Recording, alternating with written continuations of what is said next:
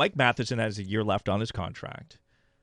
And we spoke about the rumors or what I heard that possibly, again, I had no insight on this, that Mike Matheson and Kent Hughes were talking about the potential of an extension back at the Combine in Buffalo. July 1st is hit. He can sign an extension. Would you or wouldn't you? It doesn't mean it has to be done today or before training camp, before the trade deadline. It can actually go the entire year, season end, and have a conversation as he hits UFA. Maybe it's talking about trading him. And maybe that's a little bit of the angle that we'll take today. And we had a variety of different opinions. I was getting sign him to 2 years at $2.5 million to sign him at 5 years at $7.5 million. That was the variety of answers that we got on this topic yesterday. And I even, going home, listening to the Drive Show, Gallo and John Still were like, we got to talk about this. And almost their first hour was about that. They even brought it up with Aaron Ward. Matheson is clearly not the 1A that is like a Makar or a Doughty or a guy that's going to perform at that level because that's what he came in as. Matheson has a high skill level and a great skating ability, but he was asked to do so much to fill the voids and the lack of experience that exists in the times in the lineup back on the back end that I felt like he got too much attention for things that just normal defensemen make those mistakes. And it's not like the Montreal Canadiens at the time who was making mistakes were, lighting the world on fire. He just seemingly got the ire and the hate from people inexplicably. There was plenty of other people doing things wrong. I kind of agree with that perspective, that he gets the ire more so than other people that do things wrong. But that may be because he's a vet. Yeah. On the blue line. Yeah, because the young guys get the, does Jack-Eye make worse mistakes? Does he make as many? Probably not, because Matheson's out there for 26 minutes a night. Does Hudson make mistakes defense? Yes. But because he makes up for it with 60, 70, maybe potentially 80 points. Who knows? And when Matheson scored his 60 points, everyone was like, shh, doesn't matter. But now he's not on number one power play. He's not getting 60 points. It's like, oh, you can't do those mistakes anymore. Here's the truth. Matheson, to his credit, I didn't hear a peep out of him over the process of that time saying anything negative or coming up with excuses and putting it out publicly why some of the struggles he experienced. I remember some of the giveaways and some mistakes, some kind of boneheads. But here's the truth. It's a growth process for the entire team.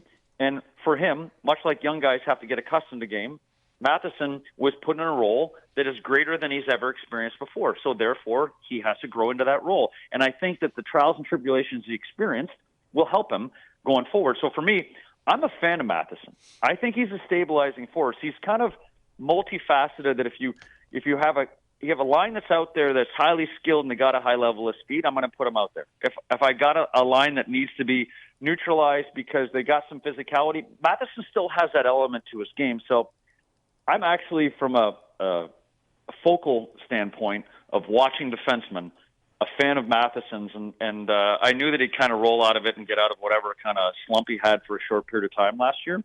And I think that again, one of my fun favorite guys to watch in the back end.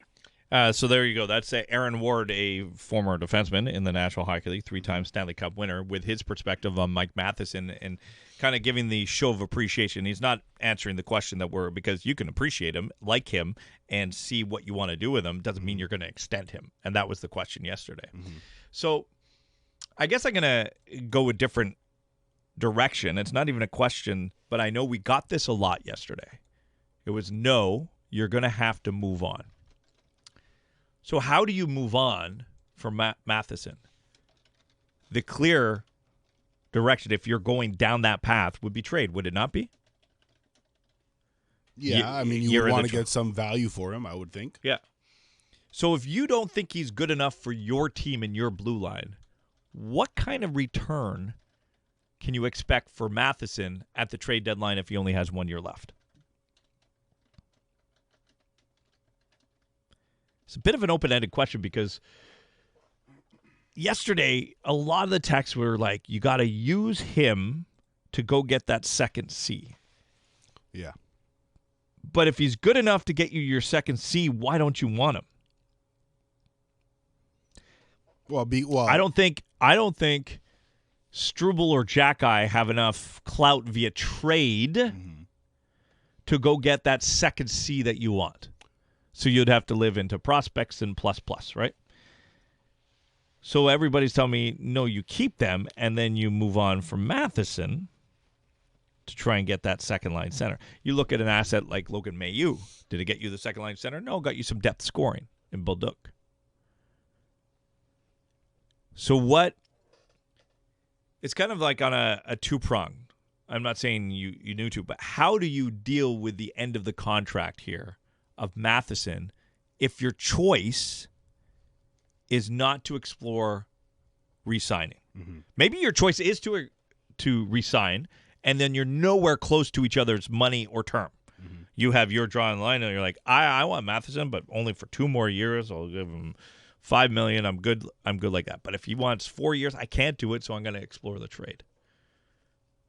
Because who knows what kind of extension talk that they would be having. So the question is very simple. How would you deal with the end of this contract? Let it run out? Trade it? What are you expecting in return? Because that's an angle that we didn't follow that branch yesterday. To your I guess question of if he was worth a 2C, why would you trade him? And my answer to that would be because the 2C is a more glaring issue than defenseman is. If Mike Matheson can go get you a 2C that you like, you absolutely go do that because you're not in desperate need of a defenseman. You have quality defensemen throughout the organization. What you don't have is a 2C, at least a certified 2C. We'll see what happens with Kirby Dach if he can have the season of his career, but you absolutely make that trade if it can get you a 2C. Because the 2C will long-term, once again, if you like the player, long-term have more value than a guy who would ultimately, within the next 2 years, become a bottom-pairing defenseman. A text message coming in.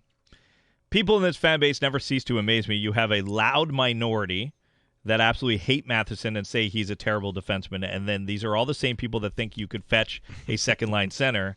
It doesn't work that way. Cheers, Tony P. in LaSalle. Now, Tony, that's a little bit why I'm asking this question.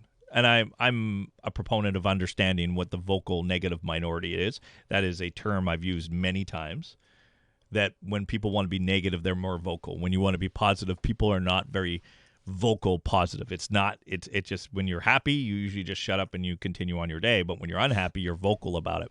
So it's a vocal negative minority. I do believe in that, Tony. I am 100%. And that's why I'm asking this question, because I kind of want to find the answer. If you're not ready to extend, how do you deal with the end of this? Another text message coming in.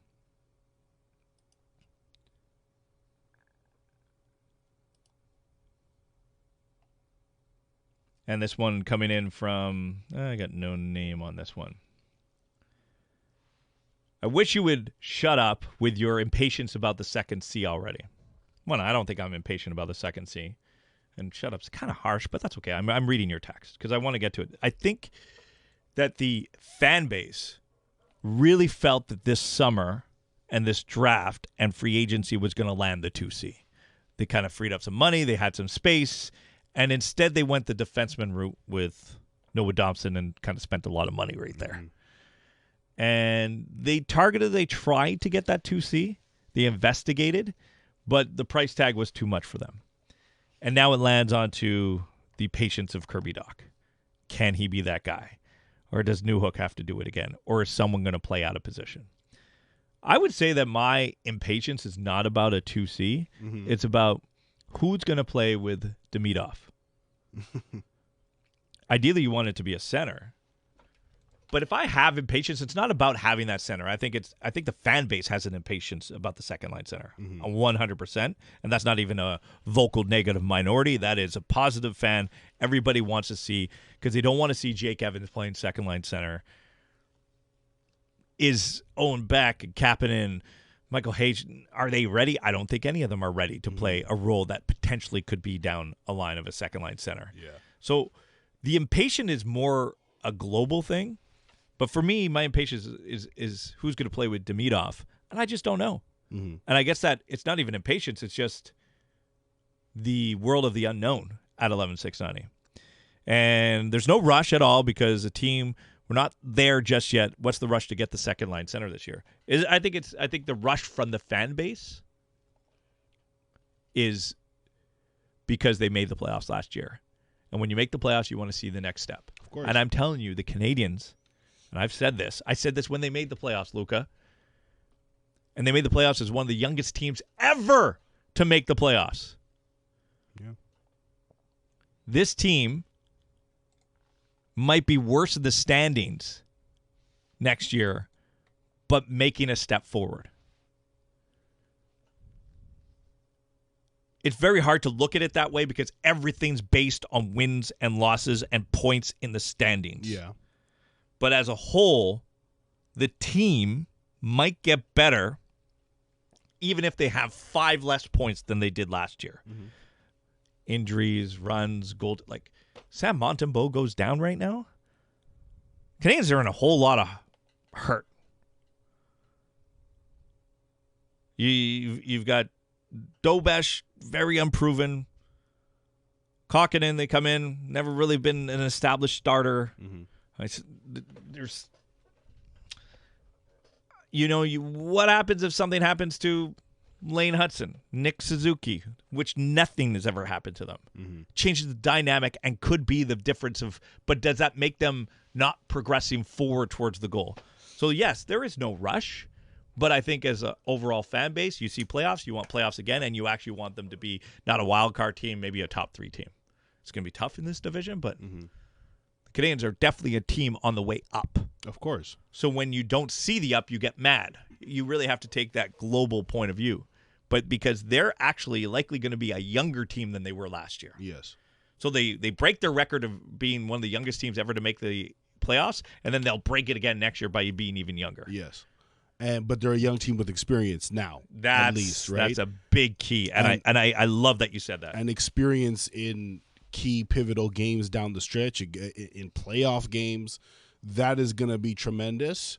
And, obviously there is going to be a group of people that are impatient about the 2C because they want to see this Canadian team be good, like contenders right now. And you can understand why that is. It's a lot of people are excited, and there's nothing wrong with that. But there are a lot of people that are patient and honestly do want to give Kirby Dach a chance to see if he can live up to the expectation, and I think that's totally fair as well. Let's see what he can do with a Demidov, and who knows who's going to be on the other side, but a Demidov, and if that can kind of get that Kirby Dach going that we expected to see.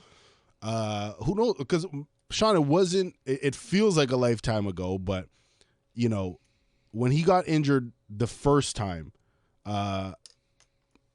like 3 games in, I want to say it was 2 seasons ago, that line with him, Slavkovsky, and Newhook, that line looked fun. Yep. It looked interesting, right? So maybe that's something that they attempt to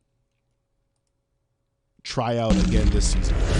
We'll see what happens, but I have no problem with people wanting to wait and see with Kirby Dach, but if there was a surefire 2C in place, we wouldn't be having these discussions right now.